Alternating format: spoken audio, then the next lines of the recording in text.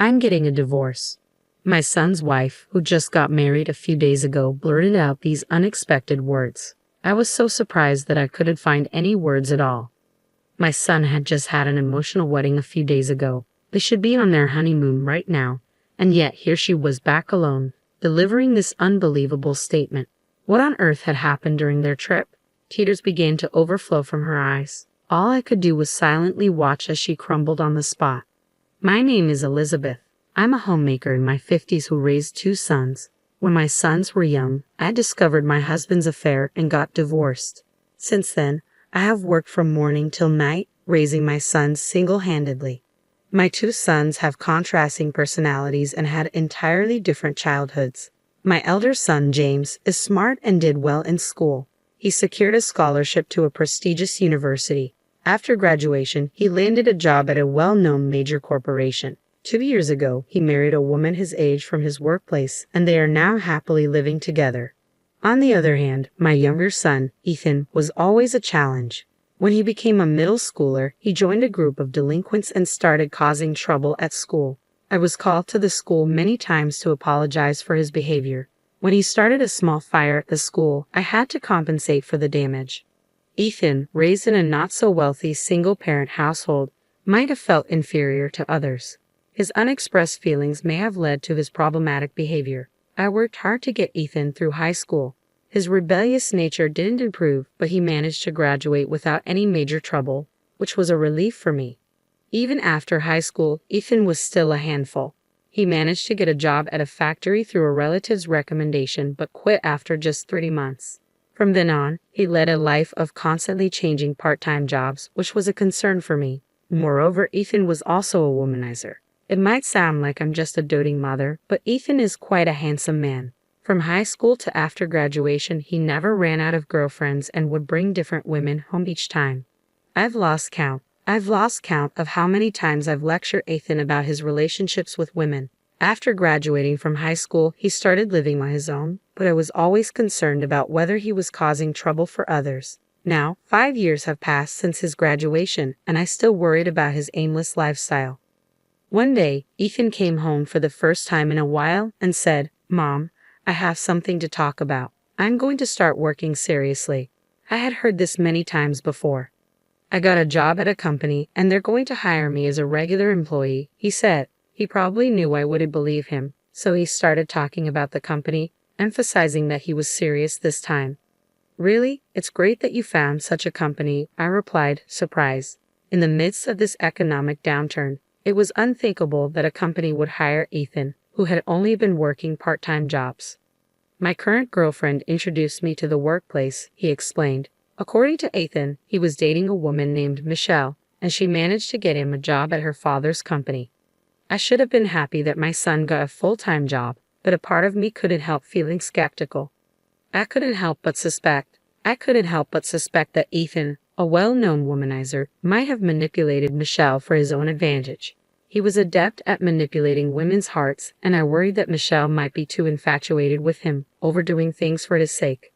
He once became completely reliant on a woman when he was out of work, and I had sternly warned him about it. I hoped he wouldn't be a burden to Michelle. Despite my concerns, Ethan seemed to be working sincerely after landing the job.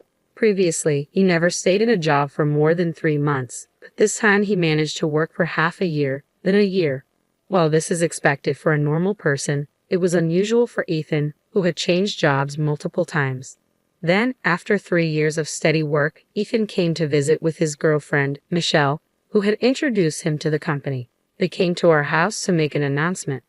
"Mom, we're getting married," Ethan casually dropped the big news. Seeing the 2 of them together, I had suspected this, but hearing about my mischievous second son's marriage still took me by surprise. "So, you 2 have decided this?" I asked, looking at their serious expressions. I didn't feel like opposing their decision. "I understand. It's the path you both chose, so move forward together." It was a bit roundabout, but I accepted their marriage. Michelle's eyes filled with tears, and she began to speak. "Thank you so much. We'll work together to build a wonderful family," Michelle vowed, her voice trembling as she looked at me intently. I've been thinking this for a while, but Michelle is a woman with a pure heart too good for Ethan. Michelle, take good care of my son. The reason I'm hearing this happy news today is because you've supported him all this time. Thank you very much, I responded with a smile.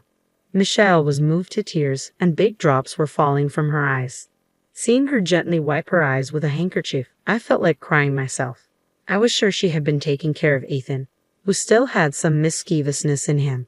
From the bottom of my heart, I thought Ethan was really lucky. Ethan, make sure you make Michelle happy.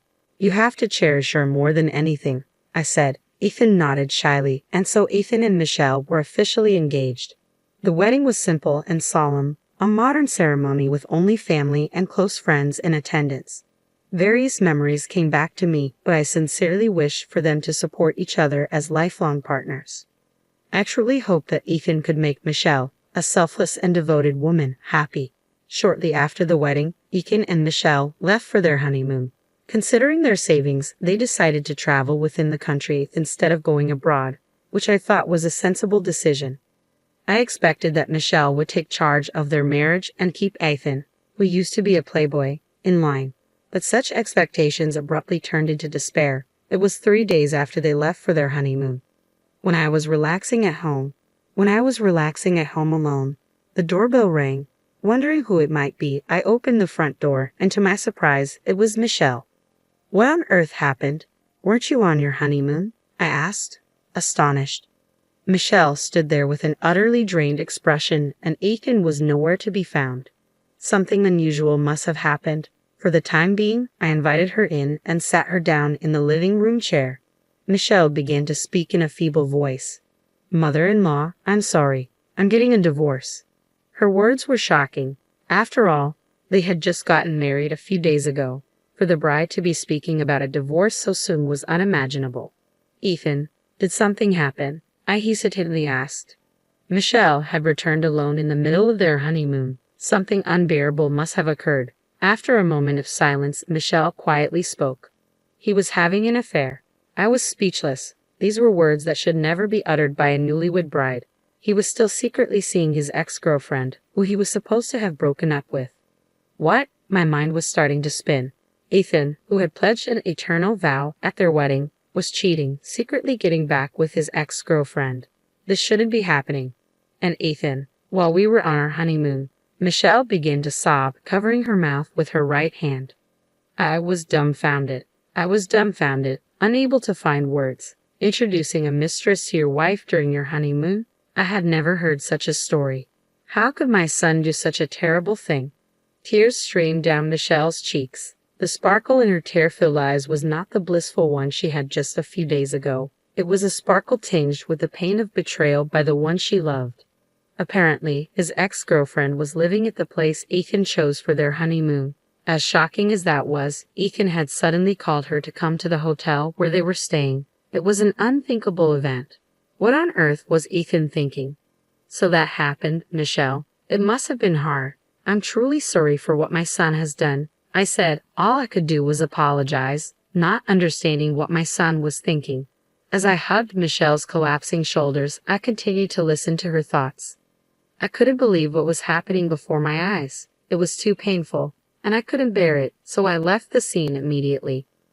When his mistress met Michelle, she must have been all over Ethan, flaunting their shameful relationship. Michelle was downcast, saying she never expected this to happen, seemingly more confused and saddened than angry. I felt an increasing wave of anger contrasting with Michelle's sadness. Ethan had caused such distress to a woman who had always been his rock.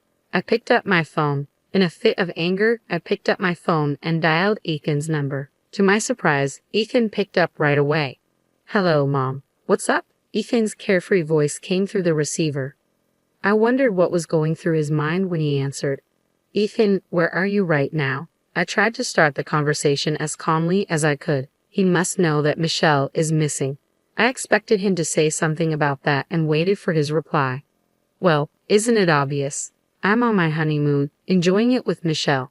Did you call just to interrupt us? Ethan was still playing dumb. He didn't seem to understand why I was calling. I was more astounded than angry, but I rallied myself and raised my voice. Stop lying. Michelle is here with me. What? I heard Ethan's small, surprised voice over the phone. Then he fell silent. Come back home right now. I told Ethan to come home immediately, suspecting he was thinking about how to deal with the situation. Ethan had even dared to lie at this point. My mind was made up. Michelle was still crying with her head down even while I was on the phone with Ethan. I offered her the most comforting words I could muster. I couldn't believe my own son could be so foolish. Even after I told her about the phone call, Michelle said she didn't want to see Ethan right now, and understandably so. I decided to handle Ethan myself for now. I called Michelle's parents to inform them of what happened, then I drove Michelle back to her parents' house. Her parents were furious, needless to say. All I could do was apologize profusely on behalf of my foolish son. When I got back home, I prepared myself for the confrontation with Ethan. I was exhausted, but even so, I waited for my son to come home. When night fell, Ethan finally arrived. "I'm back," he announced with a troubled smile, as if he still didn't understand the gravity of what he had done. Every time I saw his face, my anger kept rising. "Ethan, you've really messed up this time," I said. Ethan wore a look of pure annoyance. "My ex-girlfriend said she was close by and wanted to see me," he replied, grinning foolishly, as if he might have given Michelle the wrong idea. He seemed to believe he had done nothing wrong. He claimed running into his ex-girlfriend was just a coincidence and that she had reached out to him. He made these sorts of excuses. "Ex-girlfriend? Aren't you still seeing her? Did you really call her in the middle of your honeymoon?" I threw these piercing words at him. Visibly embarrassed, Ethan responded, "Well, we were only seeing each other occasionally." He might say that, but I could tell that after Ethan broke up with his ex and started dating Michelle, he continued having a physical relationship with his ex. She was what you might call a friend with benefits. When I confronted him about this, Ethan readily admitted it, almost as if to say, "What's the big deal? It's just like having a friend. We both know what it is. What's the problem?" he said nonchalantly. Furthermore, when Ethan told his ex that he was marrying Michelle, the girl suggested the location of their honeymoon, where she lived. "It's a lovely place full of nature," she had said, and Ethan, easily manipulated, took her advice. I couldn't help but feel frustrated. As soon as Ethan and Michelle arrived for their trip, this woman insisted on meeting them. Maybe she wanted to show off to Michelle that she was still close with Ethan, or perhaps she wanted to flaunt that she was a desirable woman. Regardless, there was no doubt that her actions upset Michelle. After hearing the whole story, I finally spoke. "Ethan, I'm cutting our ties." "What did you say?" he asked, stunned. "You clean up your own mess. I'm not getting involved." I informed Ethan that I was severing ties. It was a decision I made when he lied to me. I had done more than enough to clean up after this son of mine. He was a grown man now, and I had neither the inclination to cover for him any more nor to help him. "Please, Mom, don't cut ties. For a son who disregards his devoted wife and betrays people, the least I can do is this. You've betrayed someone you should have cherished. I told you countless times to make Michelle happy. I believed you have finally outgrown your bad habits, but I was mistaken. This is the only option left for me.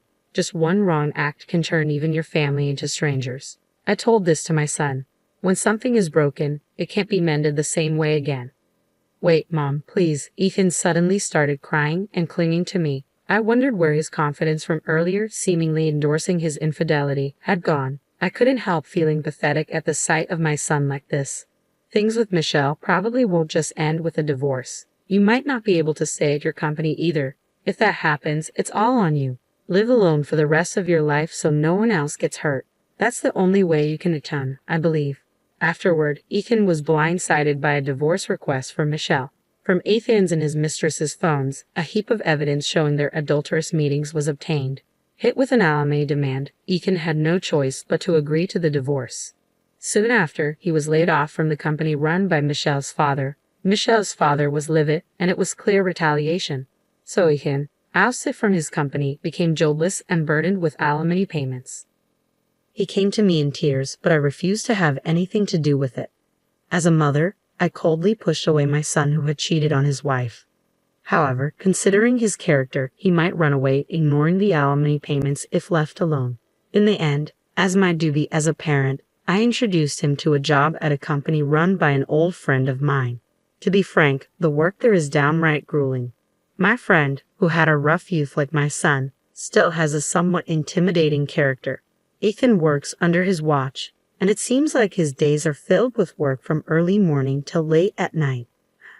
I made him promise beforehand to deduct the alimony payment. I want nothing more than for my son to experience harsh social punishment. I have been getting reports that the payments are being regularly deposited by Michelle. I had been feeling down from this incident, but my other son James gently supported me. James gave me wonderful news. His wife was pregnant with twins. Eventually, his wife safely gave birth, and I joyfully became the grandmother of 2 grandchildren. James's family decided to move right next to me. After being troubled by my younger son, my eldest gave me the gift of a peaceful life. Now I'm spending my peaceful days interacting with my sweet grandchildren.